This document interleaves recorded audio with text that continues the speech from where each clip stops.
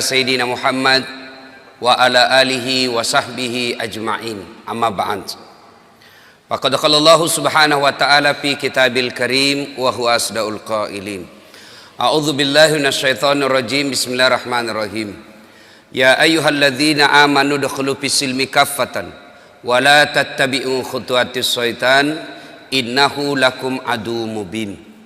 Wahai orang-orang yang beriman, masuklah engkau ke dalam Islam secara sempurna dan janganlah engkau ikuti langkah-langkah setan, karena sesungguhnya setan itu musuh yang nyata bagi kalian. Wa qala idzan, Allah kemudian berfirman, bismillahirrahmanirrahim, innallaha wa malaikatahu yusalluna ala nabi ya ayyuhalladzina amanu sallu alaihi wa sallimu taslima. Sesungguhnya Allah dan para malaikatnya, Masya Allah, Allah dan para malaikat bersalawat kepada Rasulullah Muhammad sallallahu alaihi wasallam. Maka wahai orang-orang yang beriman, bersalawatlah kalian kepada Rasulullah dengan sebaik-baik salawat. Sallallahu ala Muhammad sallallahu alaihi wasallam. Sallallahu ala Muhammad sallallahu alaihi wasallam. Dikisahkan di depan pintu sorga kelak ada 4 jenis manusia, ada 4 manusia yang bertengkar. Kenapa dia bertengkar? Mereka masing-masing mau nomor 1 masuk ke dalam sorga. Siapa mereka 4 ini? Yang pertama, orang kaya yang pemurah. Yang kedua, orang yang mati syahid membela agama Allah. Yang ketiga adalah haji yang mabrur. Dan yang keempat, ustadz. Bertengkarlah 4 orang ini. Kenapa dia bertengkar? Masing-masing mau masuk dalam surga nomor 1. Orang kaya mau masuk, ditarik sama haji. Saya lebih dulu. Yang haji lagi mau masuk, ditarik sama orang yang mati syahid. Nah, ini saya juga lebih dulu. Orang yang mati syahid mau masuk, ditarik sama ustadz. Bajiki bos, saya lebih berhak. Akhirnya ributlah depan pintu sorga. Allah kemudian memerintahkan kepada malaikat Jibril. Jibril, bagi saya kau periksa itu. Kenapa dia ribut depan pintu sorga? Bertanyanya Allah ini bukan berarti Allah tidak tahu, tapi hanya untuk memancing rasa ingin tahu kita. Kau tanya Jibril, kenapa mereka bertengkar depan pintu sorga? Turunlah malaikat Jibril memeriksa orang 4 ini. Periksa pertama, tersangka pertama, majulah dia yang pertama. Kamu bos, kenapa merasa lebih berhak nomor 1 masuk surga? Dia bilang, Jibril, saya ini dulu kaya kak, hartaku alhamdulillah Allah kasih banyak, tapi kelebihan saya kaya dermawan. Yang banyak kita lihat kaya pelit, sudah pelit serakah. Nah, bilang orang di kampung tak seke kiriganlah paku jambatan. Ini kaya dermawan. Semua orang kubantu. Datang anak yatim piatu kubantu. Datang janda-jandi muda kubantu. Datang orang mau sekolah yang susah kubantu. Harta saya bukan kunikmati sendiri, tapi alhamdulillah banyak yang menikmatinya. Katanya orang kaya yang pemurah nomor 1 bedek masuk surga. Katanya. Ditanyalah sama Jibril, siapa kasih tahu kok? Dia bilang, ustaz. Kalau begitu tidak boleh kulumbai ustazmu. Dosa kau melumbai gurumu. Mundur kok. Mundur. Orang pertama dermawan. Panggil orang kedua. Kamu, kenapa merasa berhak nomor 1 masuk surga? Dia bilang, Jibril, saya dulu tuh mati syahid kak. Membela agama Allah. Ada yang menghina Islam, ada yang menghina Nabi, ada yang menghina Allah. Saya mati syahid membela agama Allah. Nih, masih ada darah-darah anak bajuku. Kan orang mati syahid itu tidak harus dimandikan, tidak harus lagi dikafani, dikuburkan apa adanya. Makanya bajunya jadi saksi. Dan ini Jibril lihat kok, bajuku banyak darahnya. Katanya bede. Orang yang mati syahid membela agama Allah nomor 1 bede masuk surga. Nah, bilang Jibril, nek pawangko. Ini gak podakko kah? Tentu bukan, dalam hadis tidak ada bahasa Bugis. Sampai tua kau cari, tidak ada. Ini bahasa dasar. Supaya nek didengar toh. Siapa kasih tahu kok? Dia bilang ustaz. Sama Ji, mundur kok. Tidak boleh kelumbai ustazmu, berdosa kok. Mundur. Orang kedua. Kamu tersangka ketiga. Kenapa merasa berhak nomor satu masuk surga? Dan Jibril, saya dulu haji kak. Alhamdulillah haji mabrur. Bukan haji kajili-jili. Haji itu haji kajili-jili. Mana dibilang haji kajili-jili? Haji itu masih suka begadang. Begadangnya apa? Begadang mendomi. Pada Nabi bilang Muhammad Rahmat, begadang jangan begadang kalau tiada artinya. Begadang boleh saja kalau ada perlunya. Begadang nonton bola jangan. Begadang tahajud boleh. Seperti sekarang 10 malam terakhir intikam. Katanya dikasih tahu ini. Haji yang mabrur nomor satu masuk surga. Saya pulang ke haji Ustaz berhenti mak mendomi. Pulang haji Ustaz berhenti mak merokok. Pulang haji Ustaz, tidak pernah mak pakai celana pendek pergi olahraga. Alhamdulillah mumpun saya ingat. Ini kau anak muda yang suka pergi masjid pakai baju-baju sempit. Celana bilang celana Korea. Nenek gaya. Baru bajuna sempit. Baru dia talak namamu. Masuk di masjid. Waktu na ruku. Toh ruku begini. Sujud ki. Ruku masih baik dilihat. Sekali na sujud. Ada celengan di belakang. Dia bilang setelah haji Ustaz, Jibril berhenti gak pakai baju begitu. Setelah haji saya berhenti lagi pelit. Setelah haji saya berhenti lagi gosip. Setelah haji saya berhenti sama perbuatan-perbuatan yang tidak ada faedah. Haji mabrur kak. Pergi kak berjamaah di masjid. Ikut kak pengajian. Ikut kak taklim. Pokoknya saya berubah. Menjadi lebih bagus. Katanya haji yang mabrur nomor satu beda masuk surga.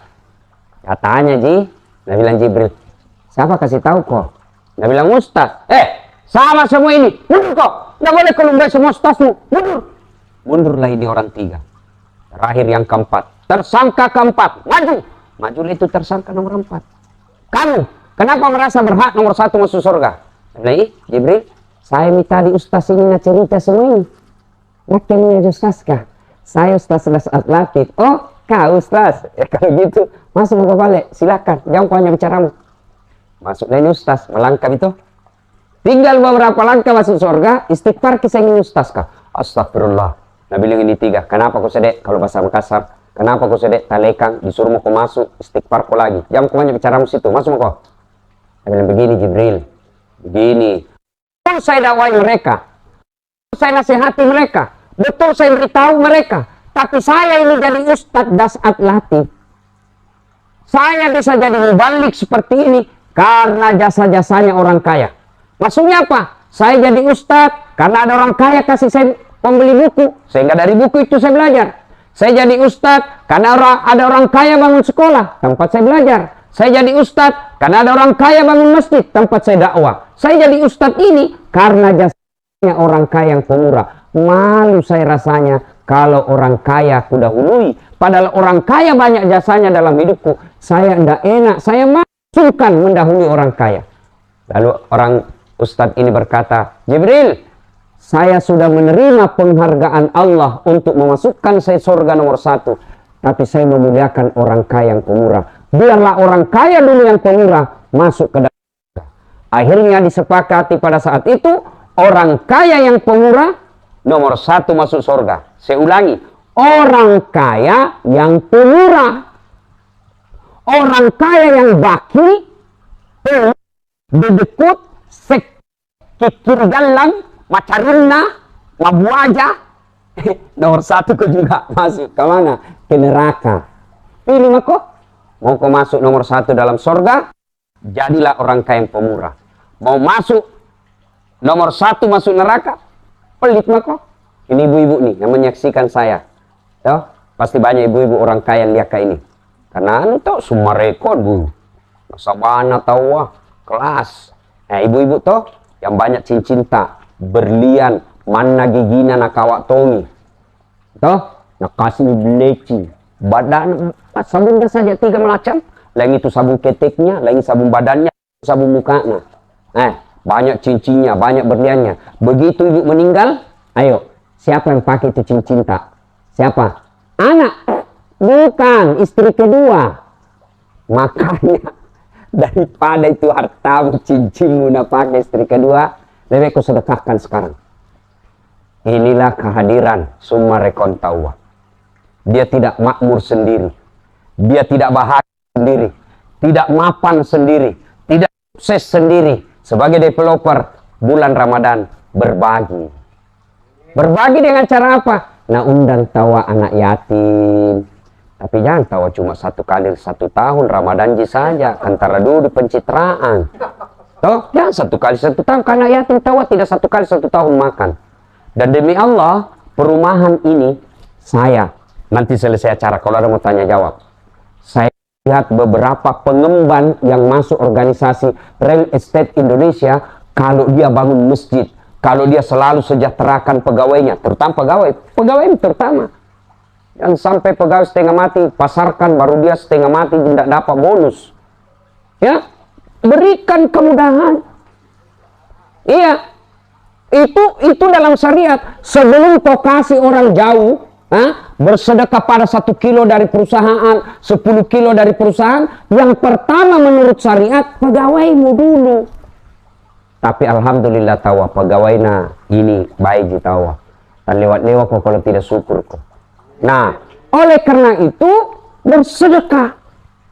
Demi Allah, tidak ada orang bangkrut gara-gara sedekah. Dan demi Allah saya melihat perumahan meskipun tidak elit, tapi karena dia pemiliknya menyantuni, membangun rumah ibadah, menciptakan fasilitas umum untuk anak-anak bermain, justru perumahan itu cepat laris. Tapi kalau perumahan itu manajemennya pelit, dia pikir ngapain keluarin begitu, tidak ada hasilnya, kan harus take and give, ada dikasih, ada diambil. Itu manajemen modern yang tidak sesuai dengan ajaran agama. Bagi kita orang beriman, apalagi orang Indonesia, ada sila pertama ketuhanan yang Maha Esa. Dan ketuhanan yang Maha Esa aplikasinya tidak bisa kau kalkulasi yang namanya rezeki. Rezeki itu Allah yang ngatur. Ingat kau cowok, ku kasih kau hadiah yang tahu ki. Ada 3 rahasia Allah yang tidak boleh kita campuri. Itu rahasia mutlak milik Allah, tidak bisa kita campuri. Apa itu? Jawab aku kasih kau hadiah. Cepat kok. 1. Apa? 1. Ajal. Biar mau sekali kau mati, kalau tidak ajalmu tidak mati. Ada orang 3 kali percobaan bunuh diri. Nah, dapat WhatsAppnya suaminya selingkuh, minum racun. Buru-buru, ternyata lebih banyak masuk di hidungnya daripada mulutnya. Akhirnya muntah-muntah, tidak jadi mati. Bulan depan, nah kapan bisa dek WhatsApp selingkuh? Hai sayang, stres bisa dek. Nah dia racun gagal. Akhirnya apa? Nah ambil pisau. Nah iris urat nadinya. Ternyata pisau nak pakai pisau tumpul. Dah jadi mati. 2 kali itu coba mau mati. Ketiga kalinya, nah lihat lagi suaminya jalan. Wow, mau lagi bunuh diri. Lihat pisau gagal. Lihat racun gagal. Akhirnya apa? Dia lari ke belakang rumahnya, lompat masuk ke dalam sumur. Ternyata dia lupa waktu itu musim kemarau. Tidak ada airnya sumur kah? 3 kali uji coba tidak mati kalau tidak ajalnya. Sebaliknya, umatnya Nabi Sulaiman datang pengajian, tiba-tiba ada malaikat datang, dilihat-lihati. Lalu anak muda berkata, ya Rasulullah, siapa itu? Nabi bilang, itu tadi malaikat pencabut nyawa. Tidak pulang itu sebelum diambil yang dia mau. Nabi bilang, ini panrak manak kodong. Kenapa? Semenjak dia datang sampai pulang, saya terus lihat-lihatin begini. Nabi bilang, hati-hati kok kau nak mau itu. Ya Rasulullah, bawa ke jauh-jauh. Baiklah, diterbangkanlah anak lurus. Begitu Nabi bilang, turun, kasih turun, jauh main, tidak ada apa itu tadi, kurang ajar, patah bangka-bangka. Pas turun, baru 1 langkah kakinya diinjakkan di tanah, ketemu itu tadi malaikat pencabut nyawa. Dari mana kok? Dari tadi saya tunggu kau di sini, makanya aku tinggalkan tempatmu, mati. 1, ajal. 2, yang Allah punya rahasia dan kita tidak bisa tahu, apa itu? Jodoh. Dengar kau ini, pada jomblo-jomblo fisabilillah. Dengar kau ini cowok yang lihat ini di Instagramku, yang cewek-cewek, jangan kau mau dapat tolo-tolo cowok. Nah pacari 3 tahun tidak nikah-nikahi kok. Udah 3 tahun mah kau nodok tidak nikahi kok. Motor aja dicicil 1 tahun lunas nih. Kau 3 tahun mah kau modal apa 10.000 1 malam. Roti 1, teh botol, autan. Nah bawa kopi di playoper, pret. Beleng-beleng. Berhenti kok. Jangan kau pacaran. Nah bilang, pacaran syar'i, pret. Mana pacaran syar'i cidakah? Tidak ada. Jangan kok pacaran. Jodoh. Kalau bukan jodohmu, biar kau setengah mati, cari kelakuan baik, bawa coklat tiap hari, video call tiap malam. Bukan jodohmu, tidak nikah kau sama dia.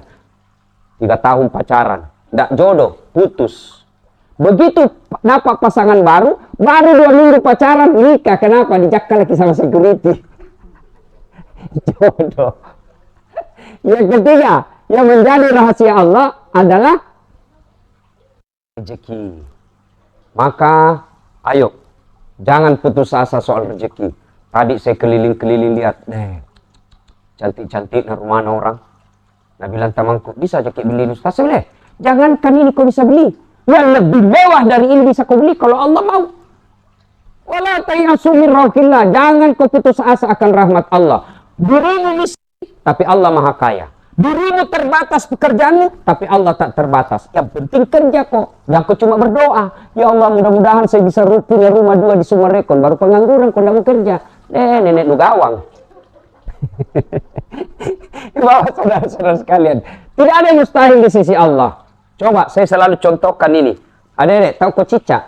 Tadi malam kan ceramah di Jakarta, aku bilang di anggota DPR, bapak-bapak tahu cicak? Bingung nih. Oh ternyata salah kak, di Jakarta cicak. Nah di sini cicak. Tahu cicak? Tahu kok toh? Apa namakan itu cicak? Apa? Nyamuk tenang tamang kelang. Dek na tamak kelang, tidak masuk di akal. Cicak cuma di dinding. Nyamuk terbang. Satu terbang, satu cuma di dinding. Tidak masuk di akal. Di mana ketemu? Dan ada terminalnya. Kalau kita pesawat sama dasat bisa ketemu, satu terbang, satu tidak. Di mana ketemu? Terminal Dayak. Di mana ketemu? Terminal Sultan Hasanuddin. Turuni pesawat naik mana ke? Coba. Itu cicak. Jalan-jalan cicak. Tapi apa Nabila lagu tak? Cicak di dinding, diam-diam merayap. Datang seekor nyamuk yang datang. Nyamuk yang datang itu cicak. Tidak Nabila lagu, cicak lompat ke nyamuk. Patah-patah. Maka saudaraku, jangan pernah sangka buruk terhadap rezeki. Bagaimana supaya rezeki terbuka? Bagaimana supaya perusahaan ini? Bagaimana supaya perumahan ini lancar? Tidak perlu pemasaran habis duit.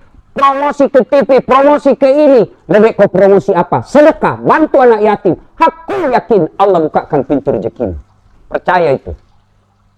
Kamu tergoda iklan. Terutama ini cewek-cewek kah? Bedak. Iklan bedak. Ini orang cantik ini mana kasih itu. Itu iklan cantik. Biar pakai bedak cantik je. Coba kau lihat, pernah kau iklan kecantikan tukul? Nggak laku ada. Apa kalau tukul apa? Mencol, genteng, pelet sepeda. Kasih kecantikan yang buat banyak laku pak. Lebih baik kalau mau laris manis pakai orang beragama. Apa? As-sadaqah. Kata Nabi, siapa yang mau dipanjangkan umurnya? Satu nih.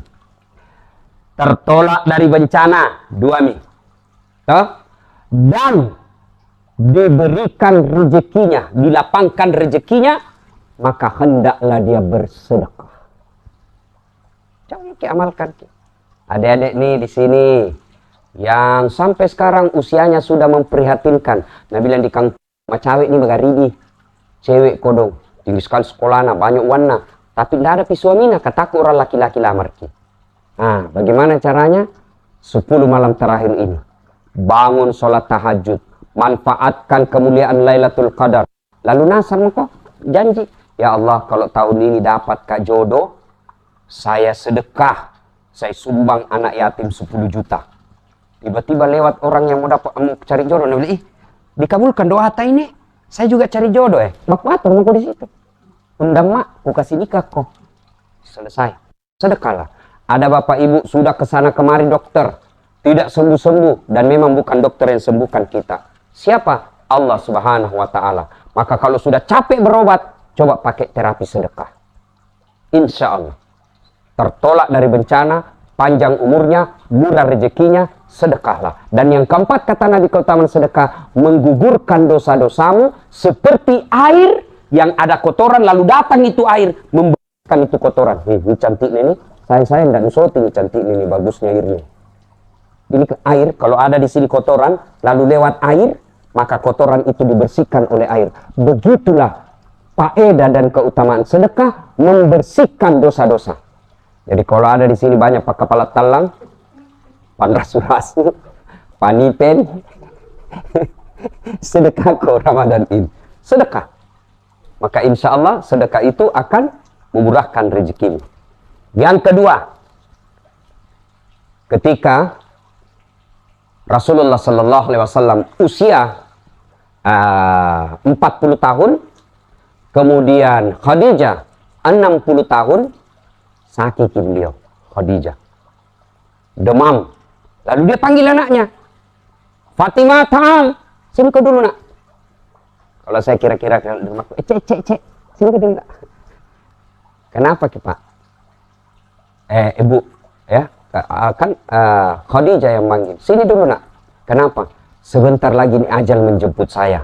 Rasa-rasanya ini tidak lama mak hidup. Terus kenapa Umi? Dia bilang begini nak, itu ada serbannya bapakmu yang selalu nak pakai terima wahyu, mintakan ke itu serban nak. Mudah-mudahan dengan serban itu saya mau jadikan kain kafan, mudah-mudahan serbannya itu meringankan saya dari azab kubur. Bayangkan, istri Nabi masih mencemaskan azab kubur. Apalagi kau yang tidak pernah sembahyang. Nabi bilang suami kau sembahyang. Nabi bilang, orang belum bersih, masih ada yang sedikit-sedikit. Nabi bilang suami bohong kau toh? Apa bohong? Pacilikan kau. Itu Khadijah, manusia mulia masih mencemaskan kubur. Lalu Fatimah berkata, Mak, kenapa bukan kita yang minta sama bapakku? Kenapa sih saya? Dengar kata Khadijah, nak, saya malu minta sama bapakmu. Subhanallah. Kira-kira yang menonton acara ini, masih ada enggak sekarang istri yang malu minta sama suaminya? Kira-kira masih ada yang malu minta sama suaminya? Jangan karena minta, curi. Ibu-ibu sekarang kan pandai semua cari uang. Nggak dapat suaminya. Dia bilang, deh, pintar dia cari uang. Maksudnya apa? Batin aku sembunyi, lu dapat sih. Lalu Khadijah berkata, saya malu minta sama bapakmu. Bayangkan, malu minta sama bapakmu. Lalu mendengar itu, Rasulullah keluar, meneteskan air mata. Datang Jibril. Nampak di hadapan Nabi. Lalu Jibril berkata, ya Muhammad, sampaikan kepada Khadijah ada salam dari Allah Subhanahu wa Ta'ala. Bayangkan, Allah titip salam kepada Khadijah. Masya Allah. Saya saja baru-baru dapat WhatsApp dari Menteri Agama. Assalamualaikum warahmatullahi wabarakatuh. Ustadz Das'ad Latif atas nama negara memohon dengan hormat kepada Pak Ustadz untuk mengisi acara peringatan Isra Mi'raj tingkat negara di Istana Presiden.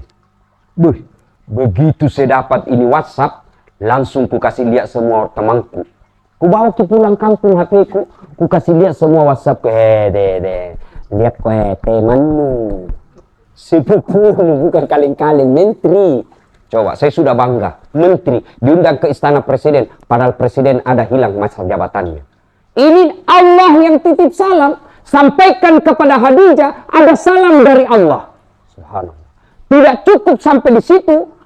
Jibril lalu menyampaikan lagi kepada Nabi, karena Jibril tidak boleh bicara langsung kepada Khadijah, karena Jibril hanya bisa bicara kepada Nabi dan Rasul. Ya Muhammad, sampaikan kepada Khadijah, Allah telah menciptakan istana dalam surga untuknya. Bayangkan, istana, surga sudah sebuah kenikmatan, surga sudah sebuah kemuliaan, ditambah lagi istana dalam surga. Subhanallah. Dan istana itu kata Jibril, Allah ciptakan istana itu terbuat dari mutiara. Maju Pak Eko. Coba, kenapa bukan jamrud? Kenapa bukan berlian? Kenapa bukan emas? Usut punya usut. Ternyata Khadijah punya sifat seperti mutiara. Ibu-ibu tahu mutiara? Adik-adik gadis nih, tahu mutiara toh? Tahu kok toh? Bukan mutiara tetanggamu. Itu anaknya orang. Perhiasan nggak? Toh, mutiara. Coba lihat itu mutiara. Hidupnya kan di dasar laut, kerang, ibaratnya kerang. Toh? Nah, dia buka, dia punya apa itu? Perut, apa sih namanya? Pokoknya nah buka itu moncongnya. Cuk. Masuklah pasir dan kerikil-kerikil. Bayangkan, lihat itu perutnya mutiara. Bayangkan misalnya tude. Tahu Joko tude toh? Compa. Tidak nutupi. Kerang. Tidak nutupi. Nggak aku tahu nih. Kalau di kampungku compa, tude, kerang. Nah, coba lihat itu kerang. Haluskan, halus kulitnya. Lalu masuk pasir dan kerikil-kerikil. Pasti sangat perih. Daging yang halus ketemu pasir. Coba kalau Bapak Sariawan masuk pasir. Jangankan pasir. Air aja masuk. Coba. Biar kau hobi makan pisang goreng. Kau pisang goreng. Itu kerang begitu. Mutiara masuk itu pasir. Apakah mutiara teriak? Tidak. Mutiara dia tutup. Baru ku ingat. Cangkang. Bukan mulut. Cangkang. Dia tutup cangkangnya. Lalu dia olah itu pasir. Ketemu dengan kulitnya, dagingnya. Lalu cangkang kemudian itu dia buka. Apa yang keluar? Mutiara. Artinya apa?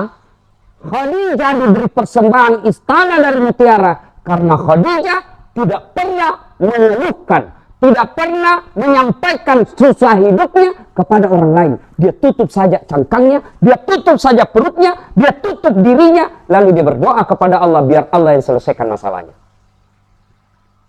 Ibu bapak, kalau mau mendapat mutiara, istana dari mutiara di sorga, maka caranya jangan terlalu mengumbar masalah hidupmu di medsos.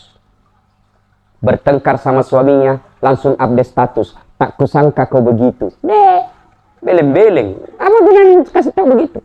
Begitu pergi suaminya 2 hari, langsung update status lagi. Kesepian banget. Langsung nasle, dinta mangi semena. Boleh juga tuh diganti. Apa? Ya ketawa cilaka, serius orang ini. Apa? Dari status. Ada tori-tori. Beleng-beleng tuh bilang, stas. Romantis na tawar rumah tanggana itu. Ku bilang, dari mana kita dapat ibu?